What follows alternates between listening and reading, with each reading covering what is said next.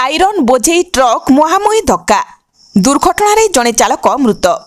अनुगुल जिला बंरपाल ब्लॉक सम्मुख 55 नंबर जातीय राजपथरे दुई आयरन पथर बोझेई ट्रक मध्य दुर्घटना घटी जड़े चालकर मृत्यु घटी। सूचना मुताबक राति प्राय 1 घटिका समय बंरपाल ब्लॉक सम्मुखरे एक आयरन बोझेई ट्रक नंबर JH05 DK 5917 द्रुत गति आसी ढेंकानाल अनुगुल अभिमुखे आसुथबा ट्रक नंबर OD 35 D 4415 को सामने धक्का देइथिला, जहाद्वारा तालचेर आसुथबा ट्रक चालक गाड़ी मध्य फसी रही मृत्यु घटिथिला। बंरपाल पुलिस घटनास्थल में पहुंची बंरपाल दमकल बाहिनी और क्रेन को डकाई 4 घंटा पर मृतदेह को उद्धार कर व्यवच्छेद स्थानांतरित कराइबा सह दुई ट्रक को जबत कर दुर्घटनार तदंत आरंभ करिसेंती।